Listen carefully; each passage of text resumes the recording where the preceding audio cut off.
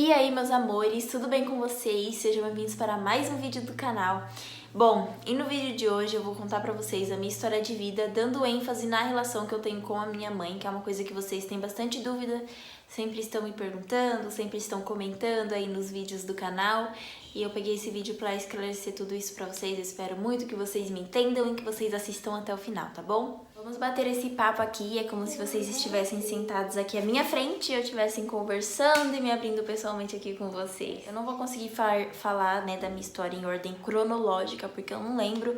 Eu só lembro alguns fatos e eu vou contar esses fatos pra vocês compreenderem o porquê que eu não tenho muito contato com a minha mãe hoje em dia. À medida que eu fui crescendo, que eu fui amadurecendo, eu fui enxergando que muitas das atitudes que ela tinha quando eu era criança não era atitude que uma mãe que ama seu filho teria. E hoje eu, como mãe, só tive mais certeza disso. A minha mãe, gente, ela sempre foi muito, como que eu posso falar? Muito doidinha da cabeça, sabe? Ela nunca teve juízo, vamos se dizer.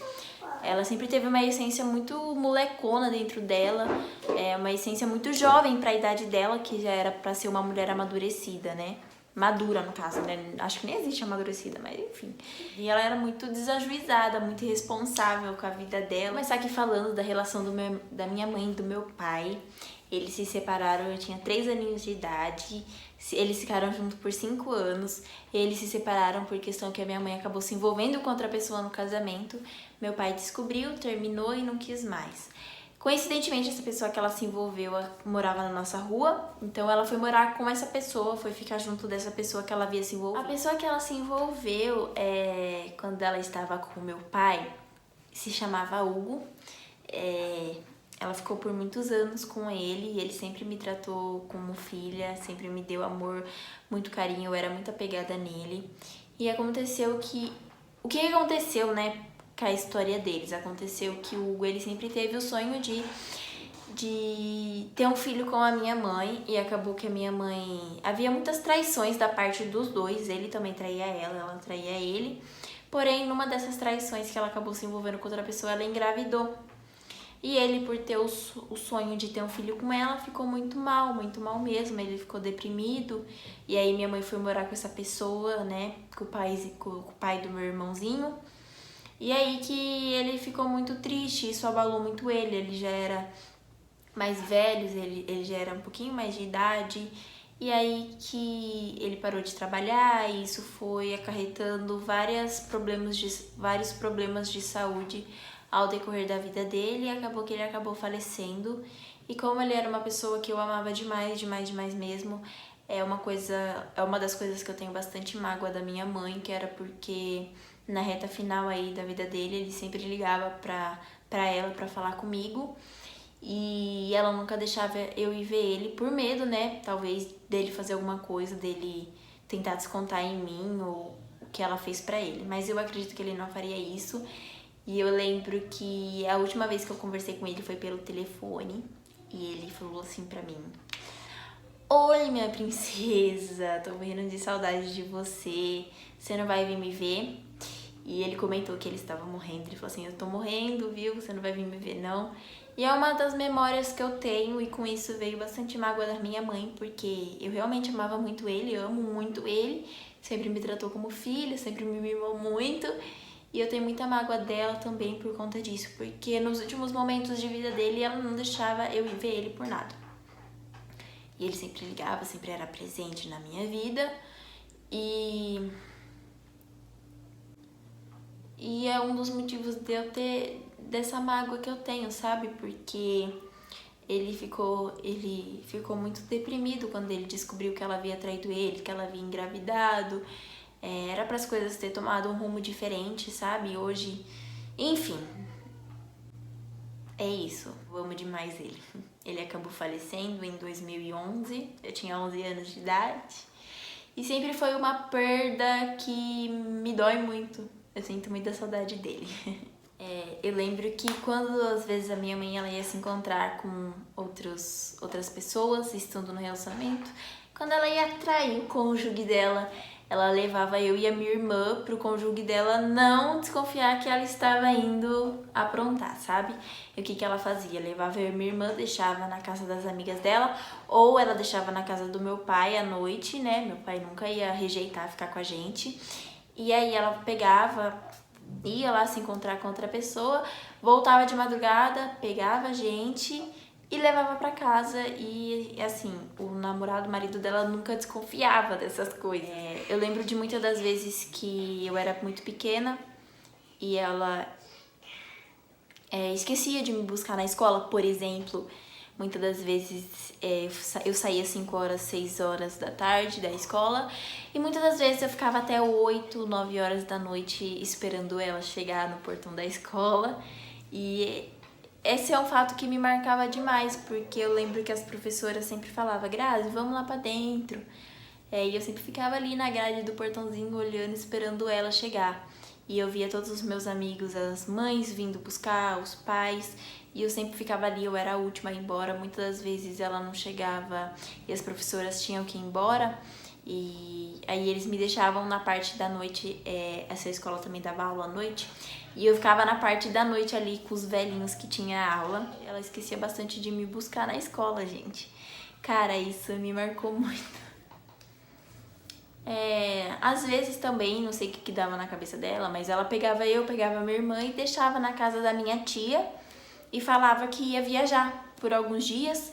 E eu lembro que ela levava uma trouxa de roupa, deixava lá com a minha tia. Eu lembro que eu grudava, nos dois corrimão, que a minha tia mora em apartamento. Eu grudava nos dois corrimão, chorava, esperneava porque eu não queria ficar lá.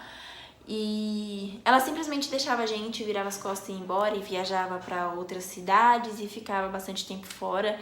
Teve uma época que ela ficou bastante tempo, eu acho que ela me deixou para morar com a minha tia por um tempo. A minha tia me matriculou em escola, pagava perua pra mim, dava almoço, passava minha roupa. Gente, sério, minha tia me tratou como mãe, é uma pessoa que eu tenho eterna gratidão, assim.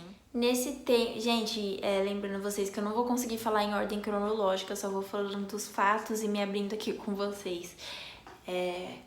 Quando ela morava com o pai do meu irmão, ela me tirou da escola por 3 anos para cuidar do meu irmãozinho pequeno. E isso me afetou muito em questão dos estudos, porque eu fiquei 3 anos atrasada na escola. Enfim, a minha idade era muito avançada para a série que eu tinha que fazer. Isso eu sofri bastante, porque eu sempre ia pra escola e tudo, nossa, mas você repetiu 3 anos? E pra mim explicar que minha mãe que havia me tirar da escola, enfim, sempre era uma loucura pra mim, eu sempre ficava bastante envergonhada também. Ela se envolveu com uma pessoa totalmente abusiva, ele sempre mandou nela, inclusive, e ela sempre teve como prioridade isso, sabe? Ela sempre colocava namorado à frente de filho, sempre foi uma prioridade ali pra ela. E eu lembro que eu havia chegado em casa de uma festa, era por volta de 10 horas da noite, e essa pessoa, ele olhou pra mim e falou assim: quando o dia amanhecer, eu não quero mais você aqui. Eu lembro que eu olhei pra cara dela, tipo, você não vai fazer nada? Porque ela ficou quieta, ela simplesmente ficou quieta. Tipo assim, o cara tava mandando a filha dela embora e ela ficou quieta. E eu lembro que ela só pegou, olhou pra mim e fez assim, e mandou ele dormir. Ele foi dormir, pois, gente, quando deu mais ou menos 4h30 da madrugada para 5 horas da manhã, que era o horário que os ônibus estavam começando a rodar, ela foi me acordar pedindo pra mim ir embora. Gente, é uma lembrança que eu tenho que me magoa demais, cara. Porque eu lembro que eu não tinha R$1 no bolso e ela que foi abrir o portão. E tipo assim, ela não falou nada, sabe? Ela só falou que ela queria evitar briga com ele, que ele que pagava as contas de casa, pra ele não ficar bravo, pra ele não se estressar mais. E ela foi e abriu o portão pra mim ir embora. E eu lembro que, gente, juro pra vocês, eu não tinha R$1 no bolso. Eu não tinha nada, nada, nada de dinheiro. E eu lembro que eu sentei na calçada de casa e eu fiquei sem saber o que fazer. Simplesmente sentei assim na calçada e fiquei pensando o que eu vou fazer. E aí eu pensei em ir andando pra casa do meu pai. Era bairros totalmente longes, era muito, muito longe, mas eu pensei em ir andando. Então eu parei no ponto de ônibus e quando passou o ônibus eu pedi uma carona pro ônibus. E aí eu cheguei na casa do meu pai e foi aí que eu decidi ficar morando com ele mesmo. E aí quando eu fui morar com meu pai, ele me matriculou numa escola, eu consegui recuperar 2 anos dos meus estudos. Ele sempre teve a padaria dele, eu ajudava ele na época que ele tinha balcão aberto, sempre trabalhei pra ele. Trabalhei não, né? Sempre ajudei ele. em questão disso, e foi aí que eu fui morar com meu pai. E essa pessoa no qual a minha mãe tinha um relacionamento, ele não gostava de mim, acho que vocês perceberam isso, mas porque ele sempre me mandava mensagem dando em cima de mim, toda vez que eu ia dormir na minha mãe ele tinha umas atitudes ridículas. Nessa época eu namorava o Gabriel já, e eu sempre deixei ciente a minha mãe disso, sempre mostrei as mensagens pra ela, sempre conversei com ela e ela nunca fazia nada. Ela simplesmente falava que esse era o jeito dele e que ela ia conversar com ele. Contava para o Gabriel também, e o Gabriel não gostava, né? Óbvio que eu ia visitar ela ou que eu dormisse na casa dela por conta dele estar lá. Eu também não me sentia à vontade. Então foi aí que eu comecei a me afastar dela. Enfim, comecei a me afastar de vez dela. Bom, gente, foi dessa situação que gerou em mim o meu maior sonho, que era ser mãe. E hoje eu sou pra eles a mãe que eu queria que um dia tivessem sido pra mim, entende? Hoje eu me dou 1000% pra eles, vocês sabem disso, que a minha vida se resume neles. Tem a história da clínica psiquiátrica que vocês sabem bem por cima, e agora eu vou pegar pra esclarecer essa história pra vocês. Como eu já falei aqui, eu me afastei dela de vez, e é muito, muito, muito difícil eu ir ver ela, e era muito difícil eu ir ver ela. E aconteceu que um desses relacionamentos dela acabou não dando certo, e ela ficou sozinha com o meu irmão. A minha irmã também foi fazer a vida dela, né? E saiu de casa. E nisso dela ter ficado sozinha com o meu irmão, ela acabou entrando em depressão. E por várias e várias vezes ela tentou se matar. Até que na última vez ela foi pro hospital e aí internaram ela na clínica psiquiátrica do hospital. Eu fui ver ela nessa clínica, tanto que vocês acompanharam no meu Insta, eu cheguei a comentar com vocês que eu fui ver ela. Conversei, inclusive, com a médica que estava cuidando dela. A médica achava que ela estava ficando louca porque ela via algumas coisas, conversava com algumas pessoas, enfim. Mas foi por esse motivo que ela se internou na clínica, ela ficou mais ou menos um mês. Ela saiu da clínica, está bem, se reergueu novamente, está trabalhando na área que ela mais gosta, que é a enfermagem. E é isso, tá tudo em paz, gente, eu sempre converso com ela. Mas é por esse motivo que vocês não vê ela aqui em casa, ou que vocês não vê eu com ela, tá bom? Ela conhece os meninos, sempre que ela pede foto deles eu mando. Vocês devem se perguntar o que ela fala sobre isso, né? Todas as vezes que a gente se encontrava, a gente sempre brigava, porque eu sempre jogava na cara dela. Hoje é uma coisa que eu não faço mais isso, hoje eu tô muito em paz.